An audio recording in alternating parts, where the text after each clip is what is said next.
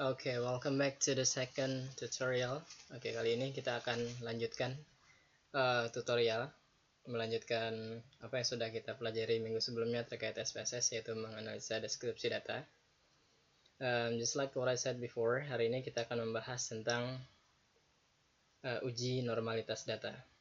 Uji normalitas data itu dimaksudkan dalam rangka untuk melihat apakah tes yang kita buat itu distribusinya menyeluruh, artinya sudah menguji kemampuan seluruh siswa secara merata, tidak terfokus kepada salah satu siswa yang memiliki kemampuan tinggi atau rendah atau sebaliknya. Nah, untuk menganalisa normalitas data, seperti biasa, silahkan jalankan SPSS-nya. Kemudian setelah itu, silahkan buka data yang ingin kita uji normalitas. Inputnya seperti yang kemarin juga, dipersilakan mau entah dengan menggunakan insert atau import langsung ke SPSS ataupun dengan cara mengcopy data secara manual dan di paste ke SPSS. Dengan catatan, jika itu adalah copy paste seperti ini, maka jangan lupa untuk mengganti nama variabelnya. Variabelnya kita ganti saja dengan nama nilai. Kemudian labelnya kita ganti juga dengan nilai, sehingga di data view-nya akan berubah. Nah, untuk analisa kali ini, prosesnya lebih mudah dan pembacaan datanya juga lebih mudah dari yang deskriptif kemarin. Caranya, yang pertama adalah dengan cara mengklik di Analyze,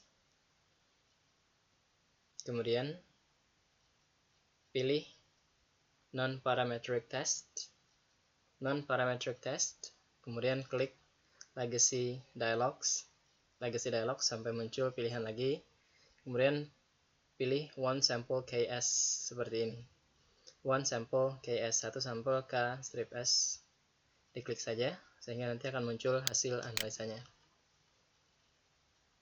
Nah, di sini ada nilai, kemudian kita masukkan ke sebelah dengan cara mengklik tanda panah sehingga dia terpindah ke sebelah. Kemudian di bagian option, silakan klik deskriptif jika kalian ingin menambahkan deskripsi data. Kemudian klik continue, dan di bagian test distribution-nya pastikan bahwa kalian sudah mencentang normal. Dan kalau sudah selesai, silakan klik OK, sehingga nanti akan muncul hasilnya di output window. Nah, di bagian output kita akan melihat bahwa di sini ada deskriptif statistik terkait dengan jumlah populasi, mean, standar deviasi, nilai minimum, dan nilai maksimum. Nah, yang akan kita baca dalam uji normalitas adalah yang One Sample Kolmogorov-Smirnov Test.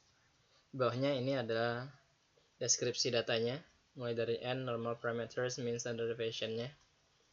Normal parameters itu adalah standarnya, di mana dia mengambil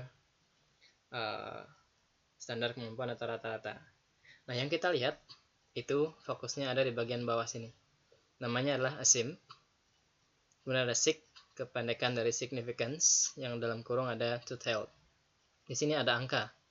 Nah, angka ini adalah kunci apakah uji yang kita lakukan atau tes yang kita lakukan itu hasilnya normal atau tidak di bagian distribusinya. Oke.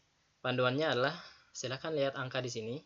Jika angka dari ASIM significance itu lebih daripada 0,050 atau 0,050, itu berarti tes distribusinya atau tes yang kita lakukan itu sudah merata, tidak hanya terfokus ke salah satu skill atau kemampuan saja, tapi sudah mewakili kemampuan seluruh subjek. Nah, di sini kita lihat angkanya adalah 0,057. Itu artinya angkanya sudah melebihi 0,050.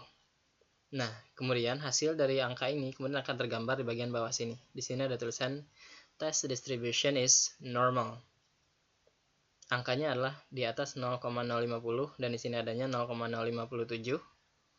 Sehingga di bagian bawah sini ada test distribution is normal. Itu artinya tes yang kita ujikan kepada subjek itu sudah mewakili atau menguji seluruh siswa. Bisa digeneralisasi atau sudah mewakili kemampuan seluruh siswa secara merata.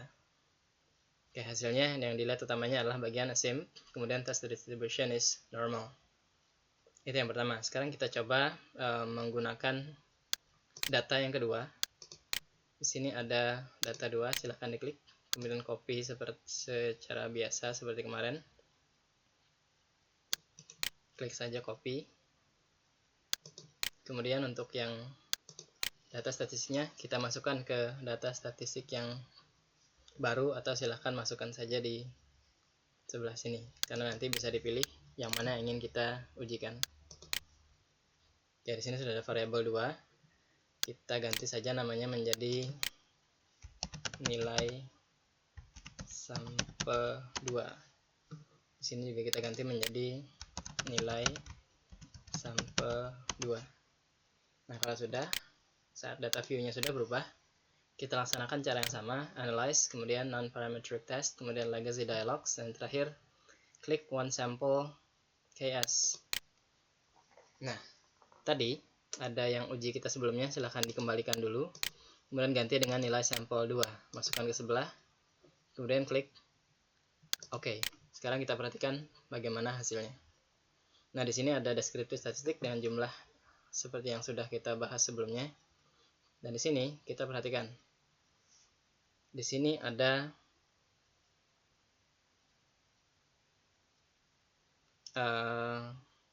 angka, data statistik dan lain segala macam. Di sini ada kata assumed sig, itu adalah 0,200. Sehingga secara umum, secara hasil, secara sederhana, test distribution is normal. Lalu bagaimana dengan hasil kita kemarin yang menunjukkan bahwa banyak bar dengan tinggi yang berbeda? Itu menunjukkan bahwa secara umum tesnya sudah tidak masalah, karena dia sudah mengetes kemampuan siswa secara menyeluruh. Nah, masalahnya adalah kemampuan siswa di dalam kelas itu memang bervariasi. Sehingga kalau memang ingin melanjutkan, silahkan dilanjutkan, tapi dengan catatan bahwa jika hasil akhir hasil ujinya masih seperti deskriptif data yang kemarin, itu artinya entah treatment yang dijalankan itu tidak berpengaruh atau ada yang kurang di dalam penelitian. Namun secara tes, secara uji, tes yang kita gunakan itu sudah bisa dipakai karena sudah mewakili atau merepresentasikan seluruh subjek. Oke, that's it. Itu dulu. Untuk yang selanjutnya, kita akan lanjutkan ke uji korelasi sebagai topik untuk pertemuan yang selanjutnya. Oke, that's all for today. Thank you. Good luck.